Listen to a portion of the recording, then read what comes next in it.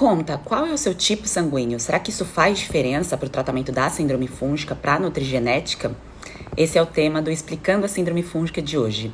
Eu sou a nutricionista Sheila Pacheco e essa é uma sequência de vídeo, uma série de vídeos chamada Explicando a Síndrome Fúngica, que acontecem todos os dias às 7h59 da manhã.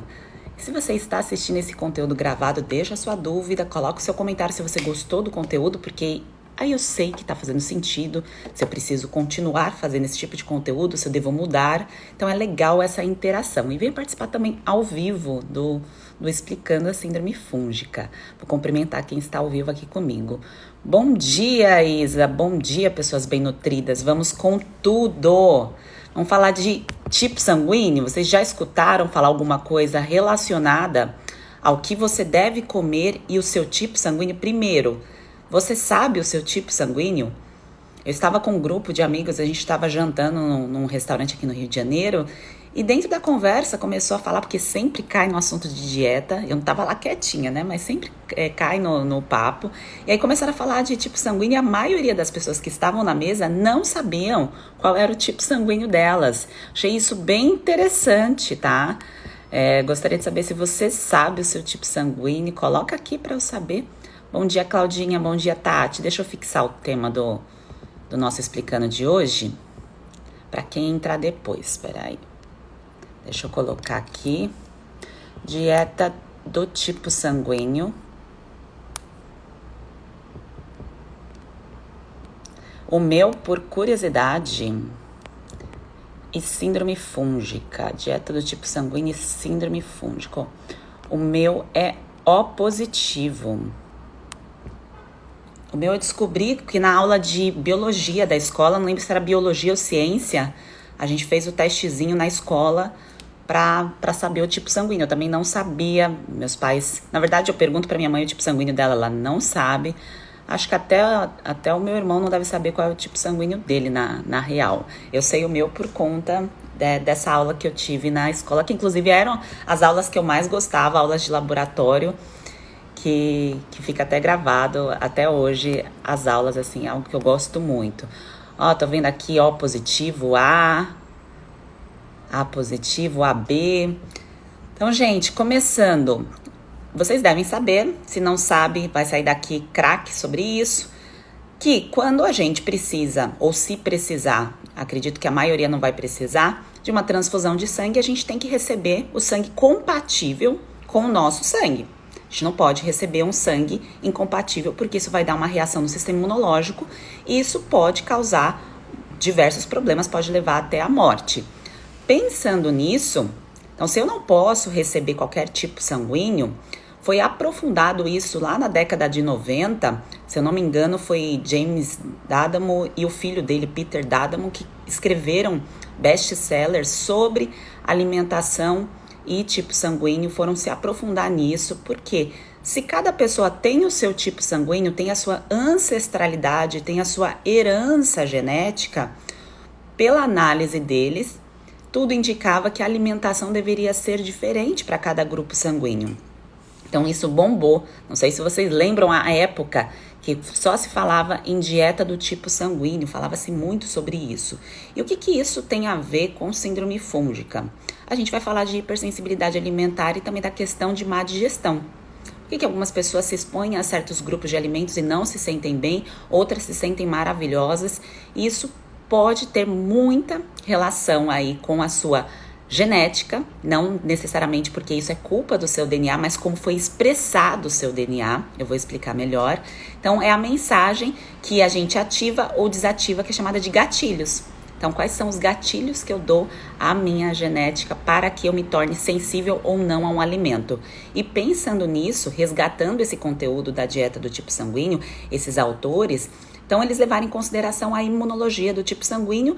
E primeiro, quem tem? Vamos começar aí pelo sangue O. Antes de falar dos tipos sanguíneos, vocês sabiam que no Japão, e se eu não me engano, na Coreia, eles levam tão a sério esse negócio do tipo sanguíneo que para fazer encontros é como se fosse horóscopo.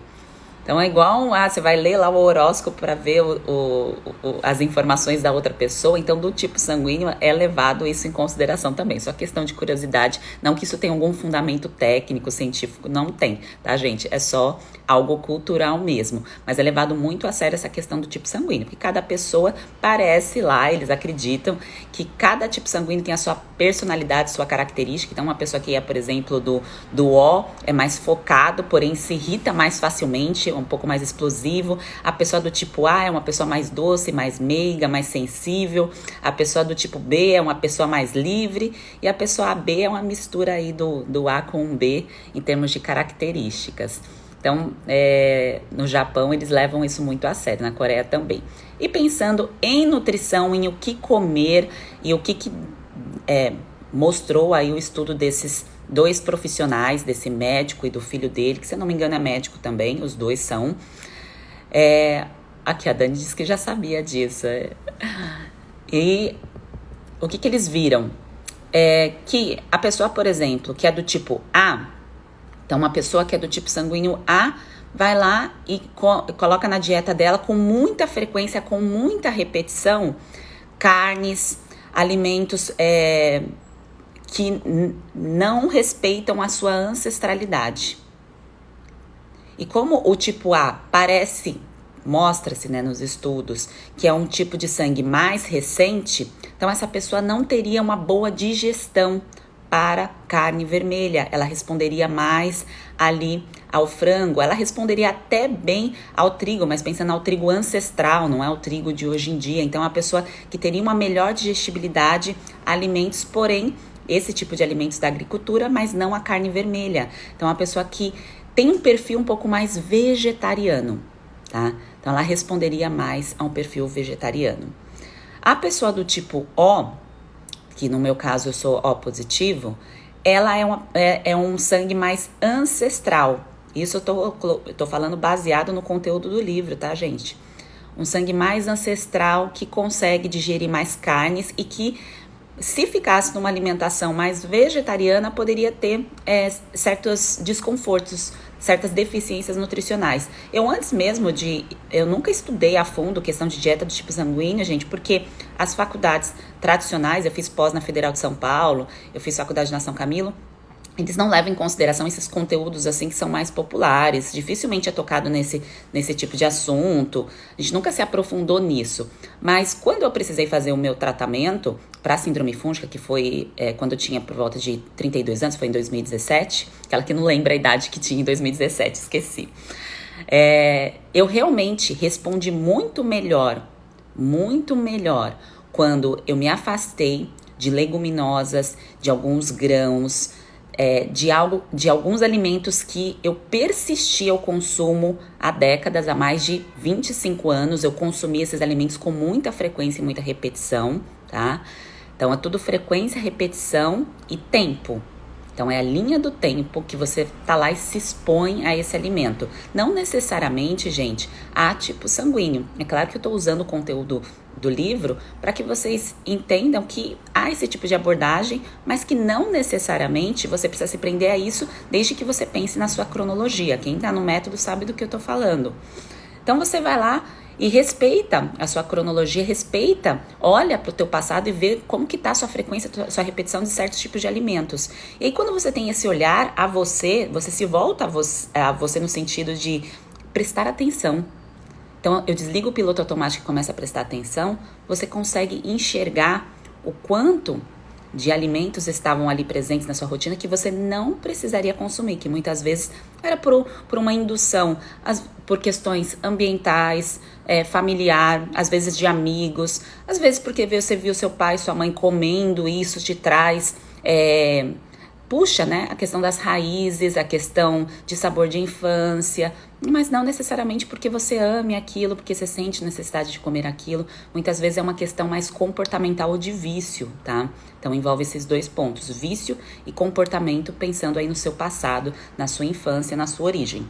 Então, resgatando esse conteúdo aí do livro, mostra que o sangue O pode comer carne, que a digestibilidade, a produção de ácido clorídrico é legal, é boa e realmente... Falando de experiência, não tô falando de estudo científico, tá, gente? Experiência em mim. Eu faço uma ótima digestão aí de carne, eu não tenho problema nenhum em comer carnes, tá bem? Porém, o grupo dos cereais me faz mal, sim, tá? Frequência e repetição, por isso que é um estopim para questões de pele, tá? Questões de pele, de micose, de eczema, para mim é insustentável, tá bem? Então, só fazendo esse link aí, que isso tem a ver com nutrigenética, tá? Com os polimorfismos aí do nosso DNA, que eu vou falar aqui no final. A questão do sangue A, então quem tá entrando aqui agora, coloca o seu tipo sanguíneo para eu saber qual é o seu tipo sanguíneo, se você sabe qual é o seu tipo sanguíneo, que é uma informação relevante, tá, gente? Se não sabe, próxima vez que for fazer exame de sangue, pede para colocar o seu tipo sanguíneo lá no exame, para você ter essa informação aí, que isso é importante para você. O sangue do tipo A é um perfil, parece ser um perfil mais vegetariano por essa questão aí de digestibilidade. Tá? Então, responde melhor a uma dieta à base de vegetais, de leguminosas, responde melhor à carne branca. A questão da digestão é melhor por conta desse perfil do ácido clorídrico. Então, pelo que eles indicam, é uma questão aí da evolução genética. Então, a pessoa que tem o sangue A por essa questão evolutiva, então ela não teve tanta exposição aí a certos tipos de alimentos, então aquela adaptação ao meio, tá? E aí responde mais a um perfil de alimentação com menos carne vermelha aí presente. E o sangue AB é um sangue assim, primeiro o sangue B, né? É um sangue neutro, é um sangue que pode comer parece que um pouco de cada coisa, isso é a abordagem do livro, tá, gente?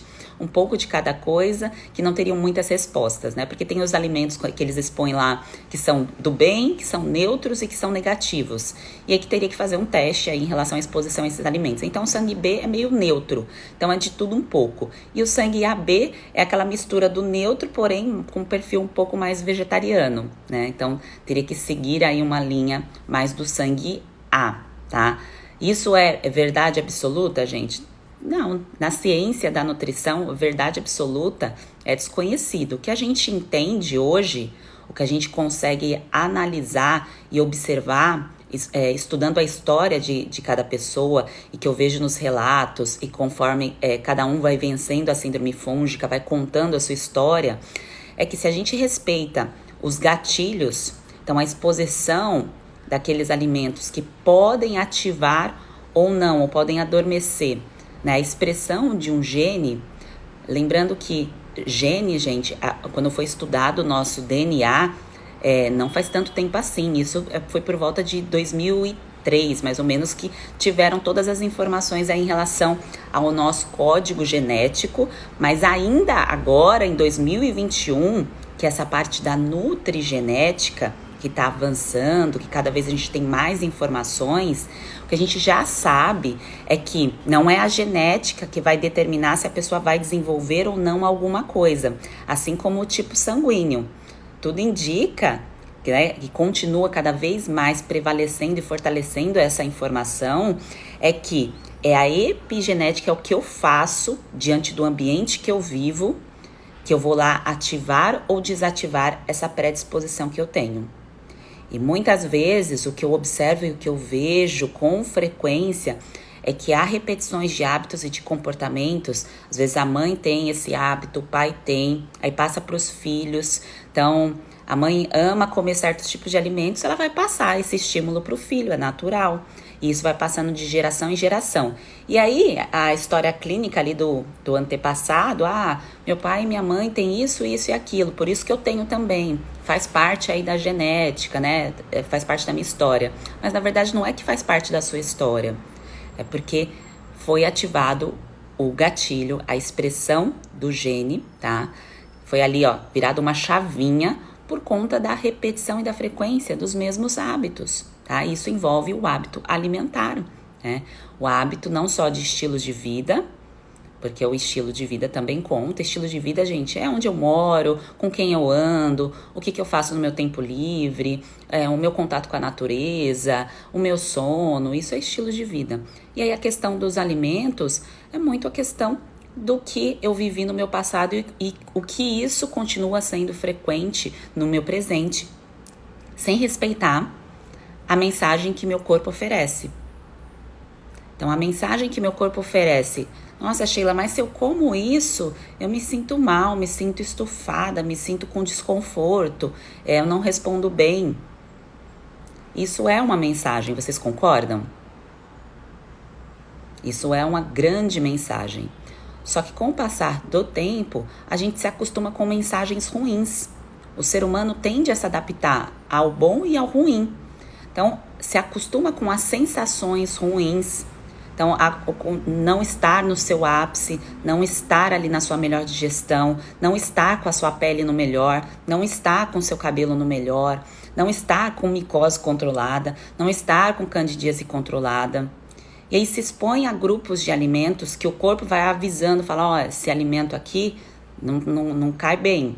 A sua digestão tá ruim por conta desse grupo de alimentos. E tudo o que precisa ser feito para a gente recuperar um corpo, tudo o que precisa ser feito para a gente recuperar um corpo, não é colocar diferentes classes de medicações o tempo todo. É eu nutrir o meio. É eu nutrir o meu corpo, é eu fortalecer o meu sistema imunológico. Porque se eu não faço isso, eu até anotei aqui algumas informações para não esquecer de falar para vocês, mas eu acredito que eu já até passei por todas essas informações. Mas se eu não vou nutrir o meu corpo e fico só agitando e acordando genes que ativam o que é ruim, eu vivo doente. E aí o viver doente, muitas vezes a pessoa acredita, porque ela não sabe informações sobre comida, ela acha que comer é só um momento de ir lá no self-service, escolher o que está com vontade de comer. Às vezes ela acredita que o comer saudável é aquilo que foi ensinado pelo pai e pela mãe dela, tá? Dessa pessoa. Então, o comer representa algo muito mais profundo, por isso que é nutrição. Então, o se alimentar, o estar bem nutrido, é o diferente de não estar com fome. E quando eu penso, eu resgato essas informações do tipo sanguíneo, é claro que me traz também a mensagem da questão da ancestralidade.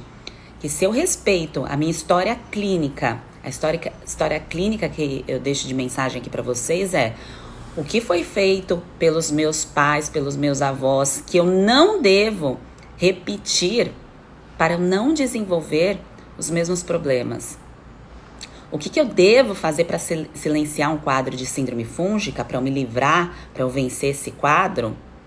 Que eu olhando para os meus pais, por exemplo, eu enxergo que eles têm ou tiveram esse quadro e não fizeram.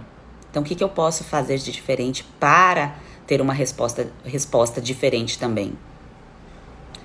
Então, qualquer tipo de dieta, né? Porque dieta são os alimentos que a gente consome com mais repetição, sempre vai levar em consideração, se a gente parar para analisar todos os nomes, todos os batismos de dietas que tiveram aí no meio, vai levar em consideração aquilo que eu coloco para nutrir. E nem sempre, gente, ontem na mentoria eu fiquei conversando bastante com as pessoas que estão em tratamento, nem sempre o nutrir eu consigo fazer o suficiente vindo da comida, tá? Sheila, mas como? Não é só eu comer. Até teve uma pessoa que comentou, falou num post aqui, falou, eu tenho como encontrar todos os nutrientes no prato de comida, fazer isso tudo através da alimentação. Se você conseguir todos os dias, de maneira bem sistemática, fazer a organização da tua alimentação num ambiente favorável, num solo favorável, você consegue. Mas quem vive dentro de uma bolha? Então a gente tem que ser realista, tem que ser pé no chão. Quem não consome álcool? Quem não se expõe à poluição? Quem não se expõe a corantes? Quem nunca comeu um M&M's aí? Quem nunca comeu uma coisa com pigmento lá, uma cor na infância, que tinha aqueles bolos lá coloridos, sabe lá Deus do que era feito aqueles corantes? Isso tudo, gente, passa pelo nosso DNA, passa pelo nosso corpo, passa pelo nosso sangue. Isso tudo pode ativar ou desativar alguma coisa. Mas se eu tenho a informação de como eu posso nutrir e fortalecer para quando eu me expor a um componente que é ruim, eu frear o risco, por que eu não vou fazer? Faz sentido? Entendeu? Então a gente tem, gente, nutrição Não é tô puxando sardinha porque é a minha profissão, não. Mas ela hoje está no auge, a alimentação, e agora fortemente os médicos se viraram para a alimentação, então estão cada vez mais indicando que as pessoas cuidem de sua alimentação. Antes isso não acontecia, porque, só reforçando aqui para vocês, faculdade de medicina, gente, 6 anos, tem 6 meses. 6 meses não, se não me engano são horas, são 6 horas, 6 a 8 horas de nutrição. Então não há como um profissional, quando você vai num convencional, num ginecologista, num clínico, sabe lá a especialidade, eu sei porque eu trabalhei com 40 médicos, dentro lá da Mercedes, do ambulatório, 40 profissionais da área da saúde, na verdade, e boa parte deles eram médicos, eles não têm essa base da nutrição, eles não sabem nem como aplicar a comida na vida deles, tá? Então fica muito difícil de dar essa orientação. Por isso que nesses últimos 10 anos, o boom da nutrição aconteceu e cada vez mais as pessoas estão entendendo o papel que isso representa para silenciar, para entrar em remissão, curar realmente aí doenças. Não só a questão da síndrome fúngica, que para quem não sabe, é nova por aqui, é um quadro de crescimento de fungos que começa dentro do intestino. Então pode ter prevalência ali no intestino delgado, e a pessoa não sente, não percebe, mas ela começa a ter queixas. Então tem queixa na pele, tem queixa, né, na vagina, pode ter queixa no intestino, pode ter queixa no cabelo, e vai tendo uma soma de sinais e sintomas que, quando a pessoa começa a perceber, tô com uma micose aqui, tô com candidíase, vai no médico da parte do corpo que está doendo. Só que dificilmente dentro desse tratamento a pessoa recebe um direcionamento para um olhar diferente para a alimentação. Que hoje eu comentei aqui sobre a especificidade do tipo sanguíneo, mas que nada mais é de olhar para o que você está comendo com frequência e repetição, olhar para a sua ancestralidade, pai e mãe, ver o que você está fazendo, repetindo, e lapidar isso e corrigir isso para você ter a resposta positiva aí do seu corpo para vencer essa batalha. Porque quem vence um quadro de crescimento fúngico é sistema imunológico. É uma batalha do sistema imunológico, tá? Então, como que eu vou vencer uma batalha do sistema imunológico só passando uma pomada? É muito doido isso, né, gente? Não faz sentido algum, tá?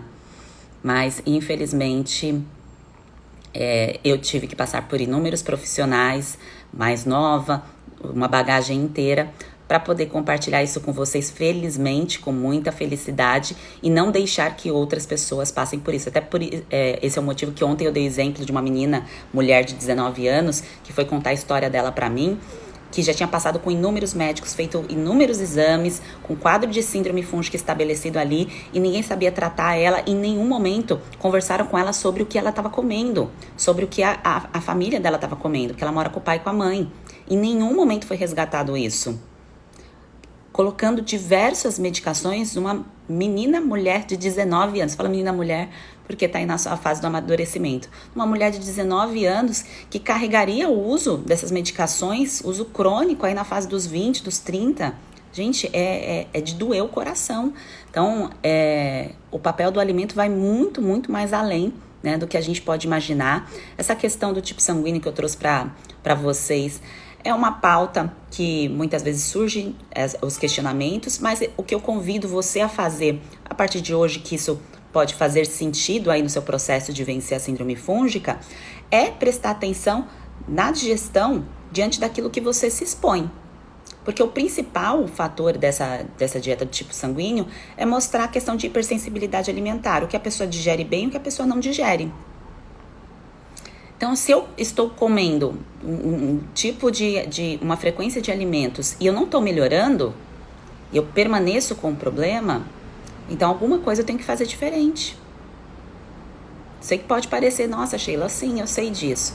Mas, às vezes, a mistura no prato é tão grande, coloca-se tanta coisa misturada no prato, coloca-se tantos ingredientes, então várias sementes, vários tipos de cortes, às vezes, quando a pessoa vai comer num restaurante, mistura ali os tipos de corte de carne, às vezes em casa, é o arroz, é o feijão, mas aí tem a mistura também, aí tem ali um montão de vegetais, aí mistura com vários outros alimentos, e não dá um espaço para o corpo para você sentir, né, essa questão da resposta digestiva a grupos pequenos de alimentos, sem tanta mistura, tá?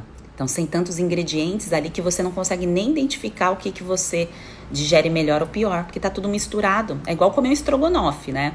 Então, o estrogonofe é gostoso, mas é uma mistura ali. Então, você vai saber o que te fez mal, se não digeriu bem? Foi o leite, ou foi a carne, ou foi a batata palha?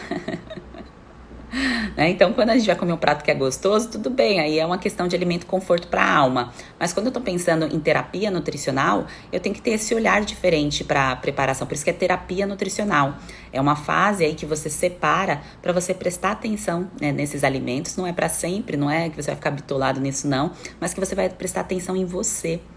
Que você vai separar um tempo para cuidar de você, que você vai ter esse olhar diferenciado para a sua comida, para você falar assim, nossa, como eu me sinto bem quando eu como esse perfil de alimentos. Nossa, eu não tinha percebido que quando eu coloco, por exemplo, muita cebola, eu fico estufada, eu fico com má digestão, porque eu como demais, repetidamente, porque sempre vai ter no arroz, sempre tem no feijão, sempre tem na carne, então é o excesso, né? Então a questão de frequência, de repetição, tudo tá ligada ao excesso, a quanto que eu me exponho a um alimento que pode me fazer bem ou mal, tá? Por isso que eu dou o exemplo sempre do amendoim, porque com a fase da nutrição esportiva, cresceu-se muito o consumo de amendoim, de pasta de oleaginosas, de ovo. E aí, resgatando um pouco essa questão do tipo sanguíneo, nada mais é que mostrar. Às vezes a gente quer se adaptar a um meio, se adaptar a um perfil alimentar, mas o nosso corpo, o nosso DNA já manda uma mensagem avisando que se você continuar se expondo a esse grupo da moda, isso que tá bombando aqui no momento, isso não é a tua resposta para tua característica, para o teu DNA, que aí é chamado de nutrigenética. E por isso que a pessoa fica ali no loop e não consegue vencer muitas vezes um quadro de síndrome fúngica, tá? Porque está comendo algo que pode ser ali saudável e incompatível com o seu DNA, tá bem? E aí, gente, eu vi aqui que algumas pessoas não sabem o tipo sanguíneo, a maioria aqui colocou. Se você não sabe o seu tipo sanguíneo, é interessante que você saiba, tá? Não precisa fazer exame de nutrigenética, mas o tipo sanguíneo, gente, isso é importante saber por N questões, até para uma sabedoria tua, em prestar atenção nessas questões também de digestibilidade. Não deixa de ser interessante, algo individual, que nenhum estudo populacional vai poder trazer essa resposta a você. Porque um estudo populacional não colocou você no estudo, colocou? Não colocou, né? Então, o estudo populacional foi feito com uma média, um N de milhões de pessoas, mas você não tá lá naquele N. E é por isso, inclusive, gente, aqui puxando um outro assunto, que eu acho que foi parado durante a pandemia, que estavam fazendo o estudo do DNA do Brasil. Porque como a gente tem uma forte miscigenação, então pouco se sabe sobre a nossa resposta às influências alimentares, às características que a gente tem, europeia, africana, indígena, estavam aí mapeando o nosso DNA para ver essa questão da resposta, né, à exposição alimentar, até porque a gente teve uma transição alimentar muito forte, a gente come muito alimento que vem de fora, como por exemplo o trigo, a gente não produz trigo, a gente come o que vem de fora, né? A nossa produção aqui é de raízes, de tubérculos, que é a herança africana e indígena. Então eles queriam mapear para mostrar, para ver aí a resposta das nossas características e até para poder direcionar melhor os próximos guias alimentares daí da população brasileira.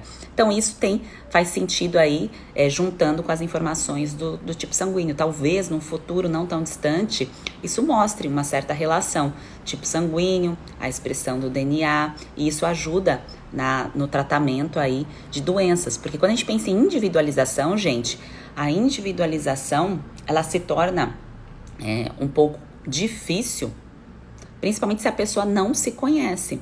Se a pessoa ela não consegue perceber o que ela sente, se ela não consegue relatar o que ela come com mais frequência, se ela não consegue relatar o que ela gosta de comer. Então, essa questão de individualidade, não só respeitando o DNA, o tipo sanguíneo, isso vem muito da característica, às vezes, da pessoa, de não saber o que gosta. Quando uma pessoa fala assim, Sheila, eu não sei o que comer no café da manhã, aí eu organizo, coloco as sugestões, igual tem no método, o plano alimentar, as orientações, mas a pessoa há tanto tempo não come comida, ou talvez na infância, na adolescência, normal, tá, gente? Eu também não foi eu não fui ensinada a comer comida, tá? Minha mãe trabalhava, meu pai trabalhava, eu e meu irmão ficávamos sozinhos em casa, então a gente comia tranqueira, tá? A gente mesmo preparava a nossa comida. Então, pra gente resgatar essa questão do alimento, da comida mesmo, de sentar na mesa e preparar a refeição, não é algo tão simples assim, algo que precisa ser construído. Não é que é difícil, não é difícil, mas é uma construção, tá?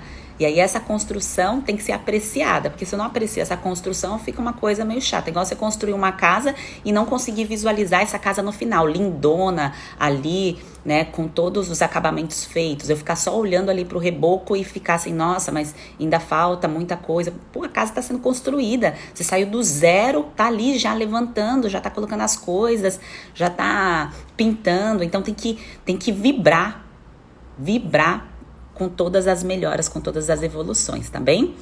Deixa eu ver aqui os comentários de vocês. Fez sentido essa parte do tipo sanguíneo? Eu sei que eu misturei um outro assunto, mas é porque faz link, gente. Nutrição não tem como ser uma coisa isolada apenas, tá? A gente faz link aí com outras informações. Olha só, a Karine colocou, mesmo eu me alimentando bem, eu fazia exercício, não tendo vício de doce, vivi inchada, cheia de gases. E depois que passei a ver seus vídeos e ler as informações do seu feed, minha vida mudou. Que bom!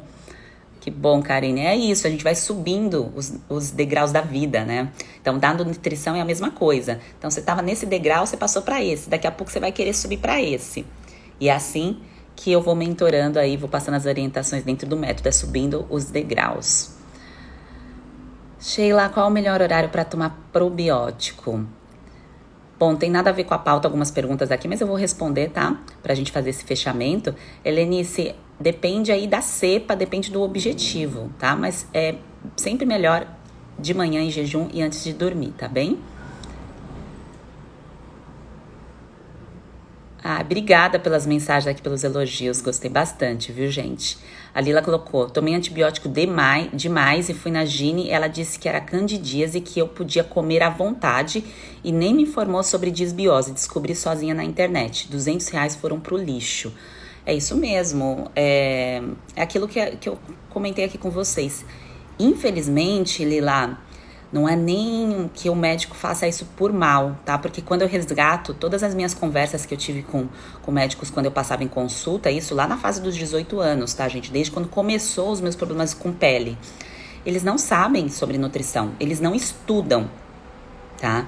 É um erro gravíssimo, porque é um profissional da saúde que deveria, pelo menos, orientar você a passar com um nutricionista.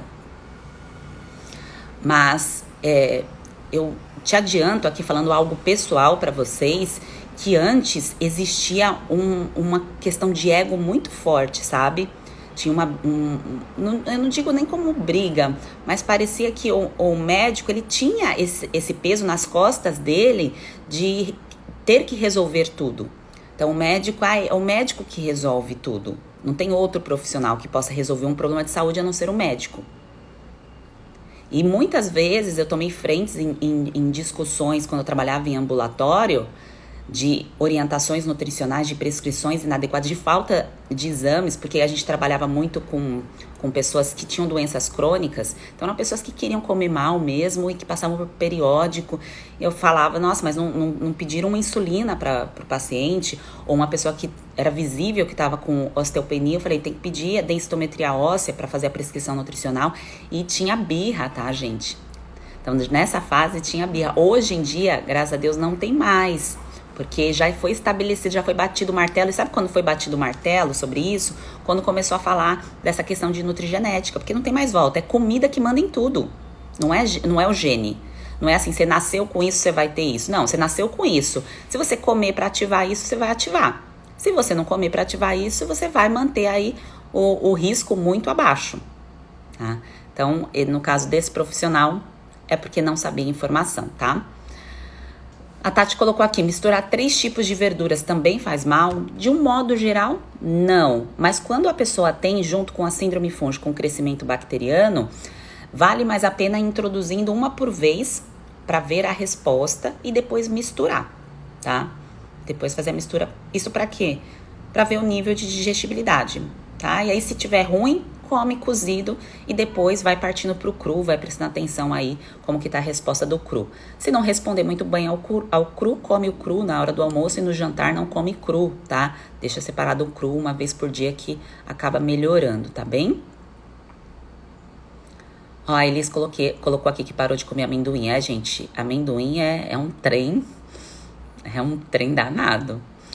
Tem que tomar muito cuidado. E as oleaginosas, de um modo geral, que é o grupo da castanha, pode-se comer, mas frequência e repetição tem que tomar cuidado também, tá? Demais, a chance de causar hipersensibilidade aí, independente do seu tipo sanguíneo, eu vejo que acaba sendo um pouco alta, tá? O excesso, tá bem?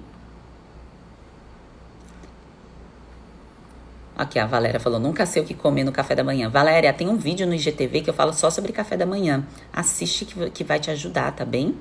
Você vai gostar bastante desse vídeo. Tem que procurar lá, tem que rodar lá a tela pra procurar, mas tá lá o vídeo, tá bom?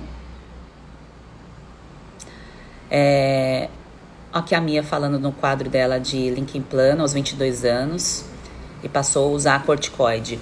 Esse foi o mesmo caso que foi relatado dessa história que eu contei a vocês. A questão, gente, de corticoide, que foi também a minha prescrição, eu cheguei a passar o corticoide por volta aí de 15 dias, de forma intermitente, porque eu não queria usar a medicação, mas eu tava atordoada, sem conseguir olhar totalmente pra nutrição. Porque quando a gente tá com dor, vocês sabem muito bem, se estiverem passando por um quadro aí de síndrome fúngica, a gente fica um pouco agitado.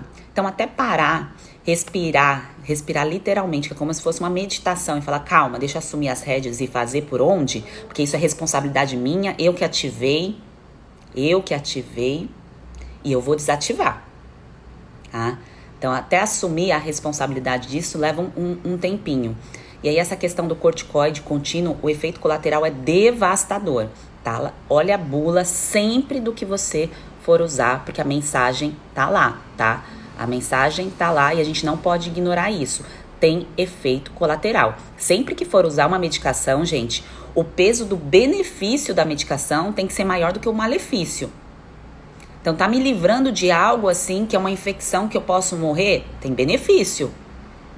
Agora, se o malefício for maior que o benefício, eu vou ficar usando aqui de forma crônica, igual algumas pessoas podem usar ibuprofeno, por exemplo, para cólica todo mês. Isso não existe, tá? Não existe no sentido de que tem problema alimentar ali, tá? Tem problema de comportamento, tem problema, talvez, algum gatilho para vício. Isso é tratado, tá? É tratado.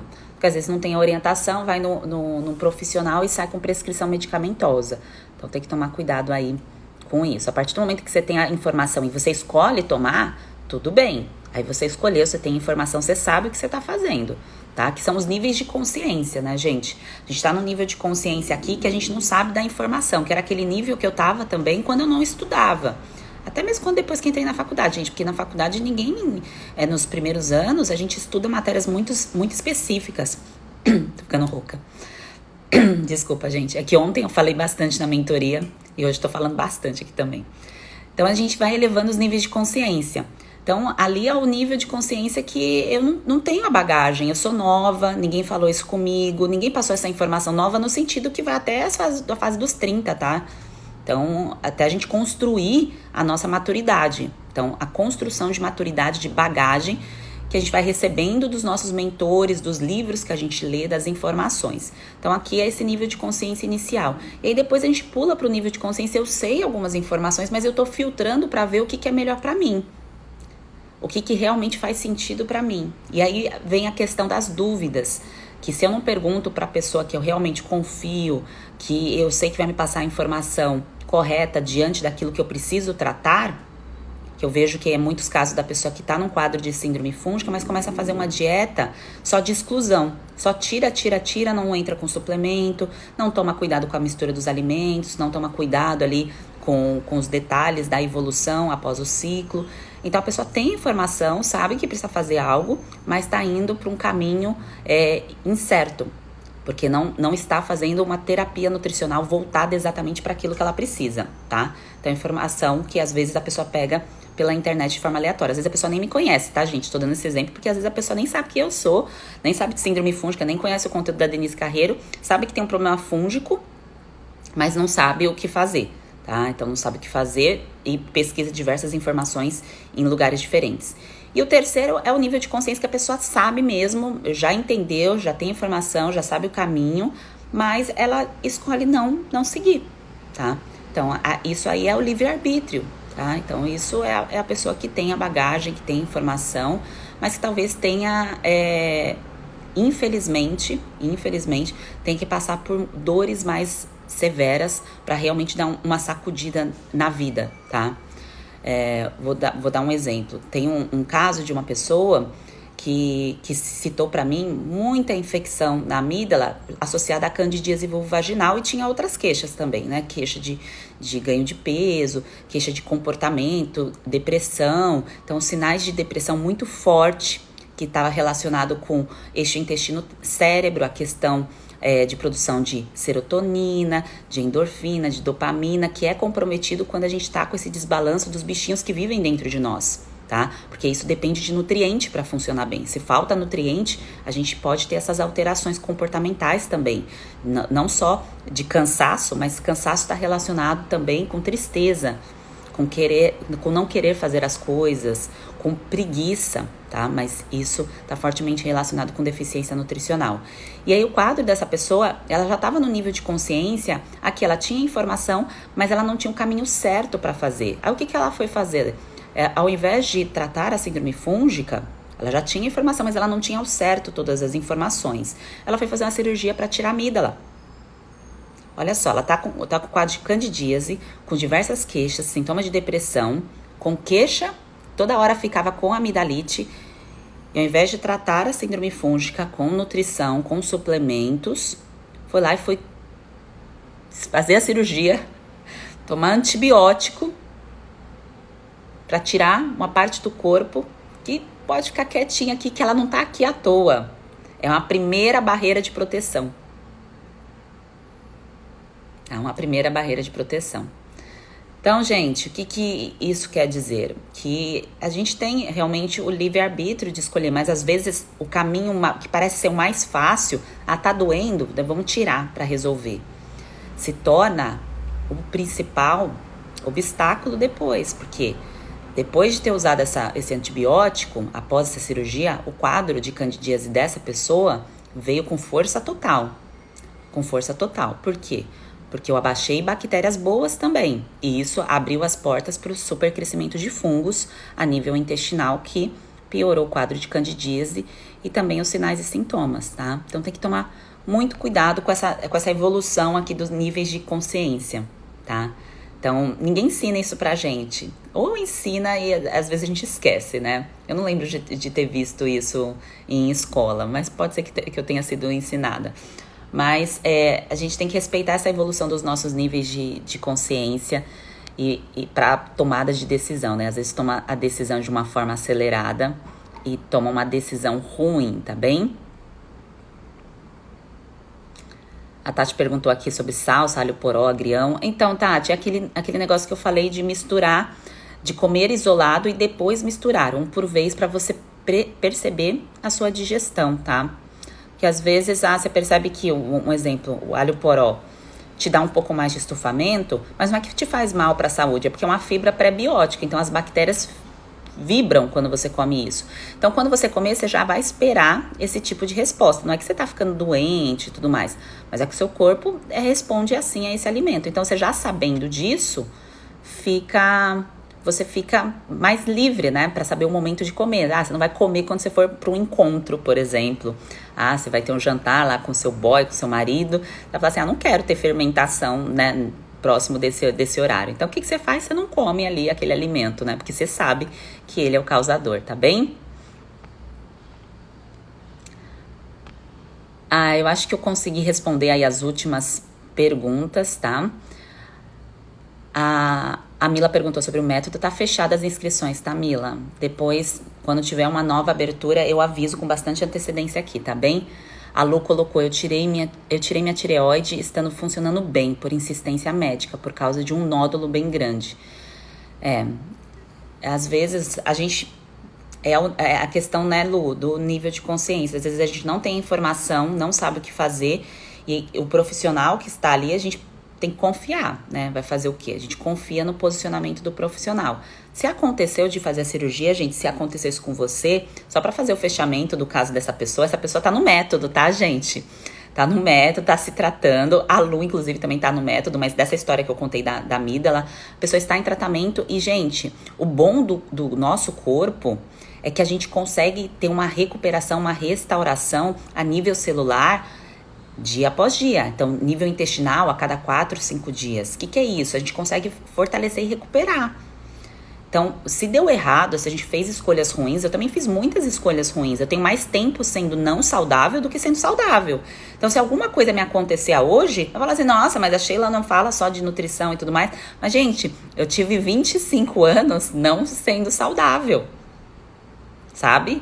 É uma história, não sendo saudável, se expondo a muitos alimentos que me adoeciam, que baixavam meu nível de energia, que me deixavam sempre doente com o uso de anti-inflamatório ou de antibiótico, que abriam as portas para síndrome fúngica. Eu sempre tava com micose, gente. Eu era micose pessoa. Ou era micose pescoço, era micose na unha, era micose tudo que é lugar, tá? Então, o que eu quero dizer a vocês é que nós temos a capacidade de se recuperar. Então, independente do que tenha acontecido aí na sua história, você tem a chance de melhorar, tem a chance de subir aí o degrau por degrau para estar no seu melhor. E tem que apreciar a subida, né? A construção da sua casa.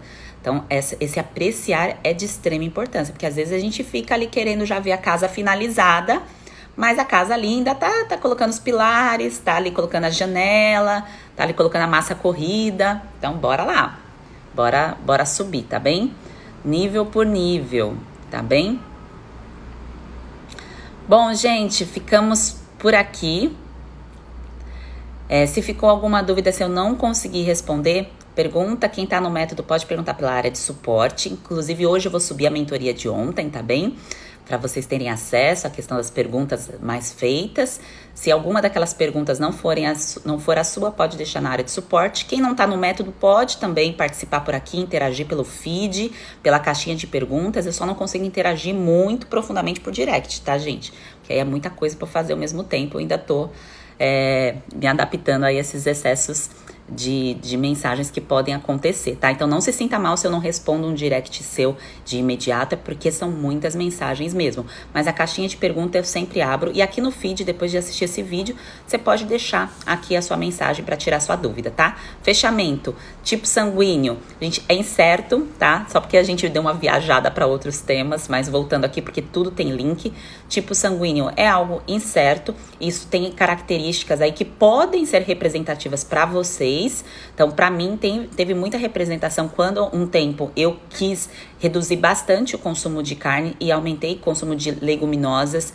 Fez diferença de uma forma negativa, tá? Mas claro que envolvia outros fatores, outras situações, tá? Não só a questão da alimentação. Então, a gente tem que ver o que o nosso corpo responde melhor. Então, tá respondendo melhor a esse grupo de alimentos e aí você vai evoluindo, tá? Então, não fica só preso aí para a questão do seu tipo sanguíneo. Olha muito para o seu passado, para sua família, para os gatilhos que eles ativaram, para você não fazer o mesmo, para você não ativar e aprender. Quando a gente aprende com o erro do outro, isso é sabedoria, né? Que a gente tenha muita sabedoria daqui para frente, tá? Até para a gente poder impulsionar e inspirar outras pessoas. Um grande beijo pra vocês, ótimo dia e até amanhã às 7h. Até amanhã não, gente. Hoje tem live à noite com a doutora Ana, a ginecologista. Então, hoje às 8h29 a gente se vê novamente aqui no Instagram. Um grande beijo pra vocês, ótimo dia.